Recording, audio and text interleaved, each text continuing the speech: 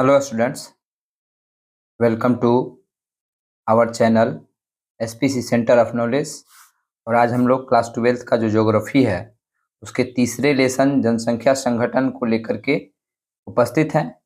अभी तक अब आप हमारे चैनल पर अगर नए हैं तो चैनल को सब्सक्राइब करके बेल आइकन को प्रेस कर लें ताकि नोटिफिकेशन जो है आप तक पहुंचता रहे और आप अपने बोर्ड की तैयारी बेहतरीन तरीके से करते रहें।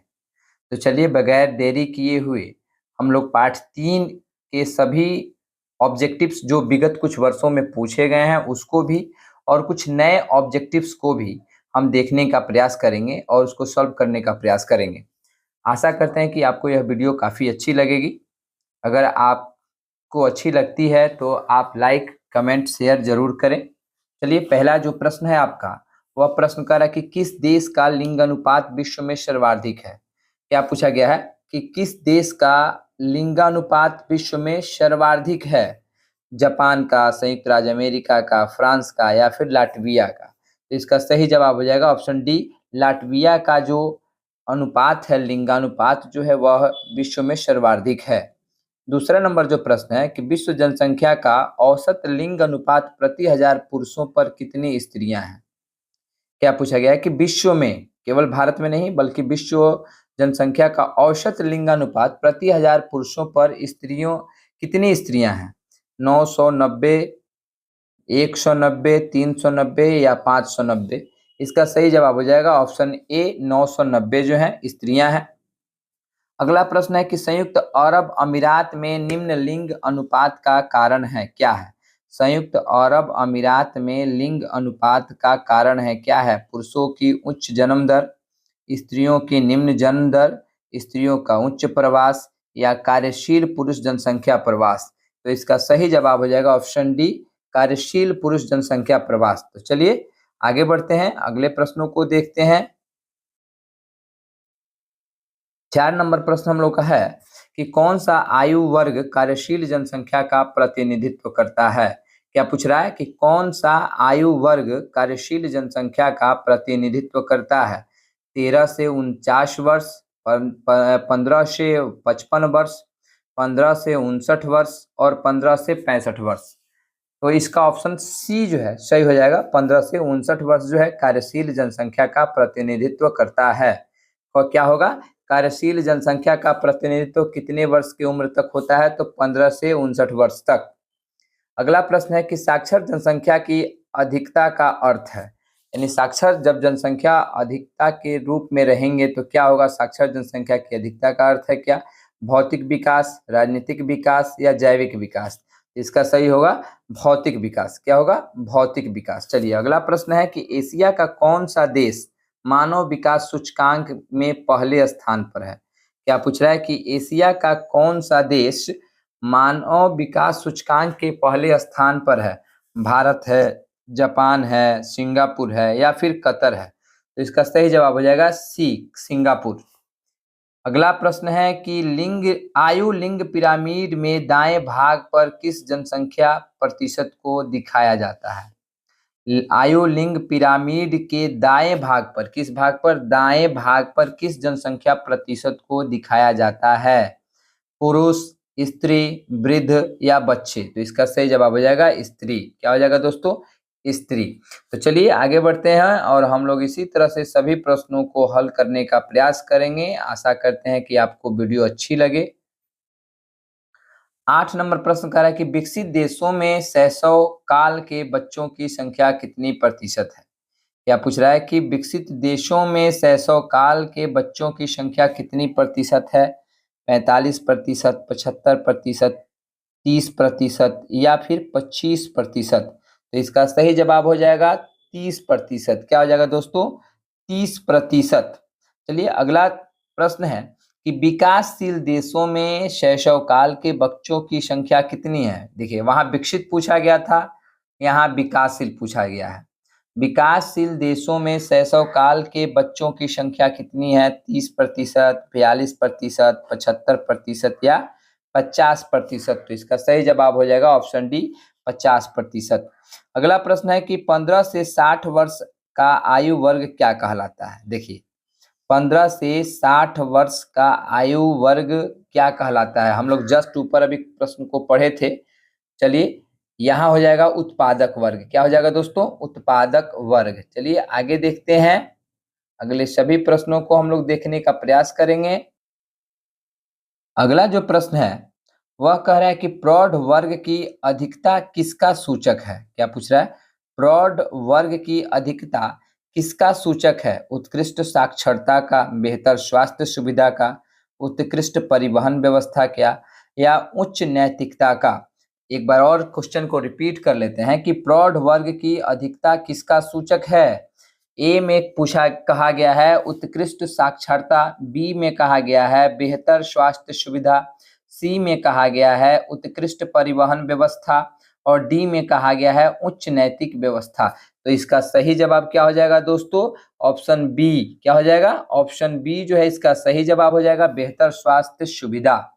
अगला प्रश्न की आदर्श स्थिति में लिंगानुपात कितना रहना चाहिए? देखिए यहाँ पुरुष और महिला को लेकर के प्रश्न पूछा गया है कि आदर्श स्थिति में लिंगानुपात कितना रहना चाहिए? 1:1, 3:1, 1:4 या 1:9? तो इसका सही जवाब हो जाएगा 1:1, अर्थात ऑप्शन ए इसका सही हो जाएगा। चलिए आगे बढ़ते हैं और आगे के सभी प्रश्नों को हम लोग इसी तरह से समझने का प्रयास करेंगे। अगला प्रश्न कह रहा है कि भारत में, क्या पूछा गया है कि भारत में शहर के लिए प्रतिवर्ष कितना? तो भारत में शहर के लिए प्रति वर्ग किलोमीटर न्यूनतम जनघनत्व कितना होना चाहिए? क्या पूछा गया प्रश्न है कि भारत में शहर के लिए, किसके लिए?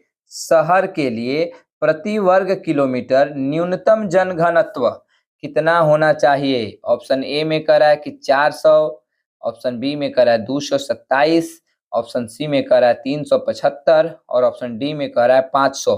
तो इसका सही जवाब क्या होगा दोस्तों? तो इसका सही जवाब हो जाएगा ऑप्शन ए 400 प्रति वर्ग, 400 व्यक्ति प्रति वर्ग किलोमीटर जनघनत्व इसका होगा। 14 नंबर प्रश्न है कि एशिया में नगरीय जनसंख्या का प्रतिशत कितना है? क्या पूछा गया है कि एशिया में नगरीय जनसंख्या का प्रतिशत कितना है? 70%, 75%, 31% या फिर 38%? इसका सही जवाब ऑप्शन डी हो जाएगा, 38%। चलिए अगला प्रश्न क्या कह रहा है कि 21वीं सदी के प्रारंभ में भारत की कितनी प्रतिशत जनसंख्या नगरीय थी?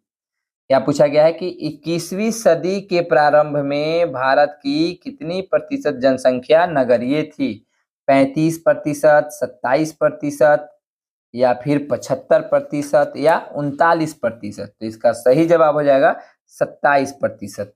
27.8% जो जनसंख्या थी वह नगरीय थी। चलिए आगे बढ़ते हैं और आगे के सभी प्रश्नों को ऐसे ही हम लोग सॉल्व करेंगे। अगला प्रश्न है कि व्यवसायिक दृष्टि से मानव द्वारा कितने प्रकार की आर्थिक क्रियाएं की जाती है?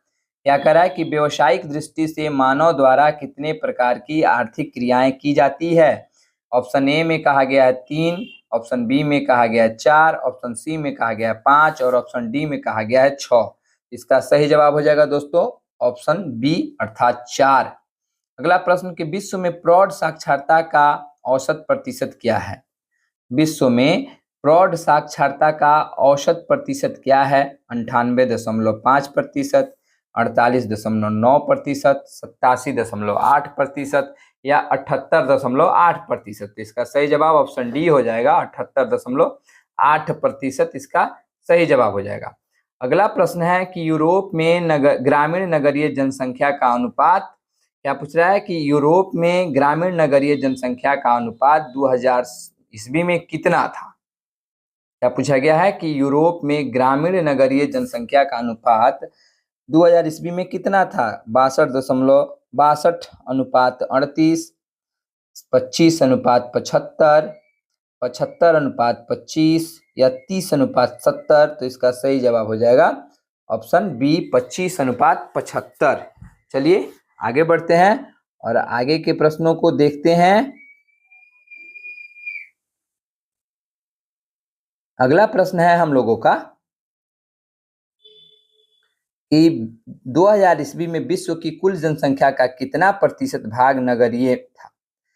2000 ईस्वी में विश्व की कुल, क्या पूछ रहा है कि विश्व की कुल जनसंख्या का कितना प्रतिशत भाग नगरीय था। 25%, 14%, 50% या फिर 37%। तो इसका सही जवाब हो जाएगा दोस्तों 47%। कितना प्रतिशत? 47%। ऑप्शन चारों में कोई नहीं है, इसलिए यहाँ पे चारों ऑप्शन गलत है। 47% भाग जो था वह नगरीय था। अगला प्रश्न कि साक्षरता मापदंड के लिए न्यूनतम आयु कितनी होनी चाहिए।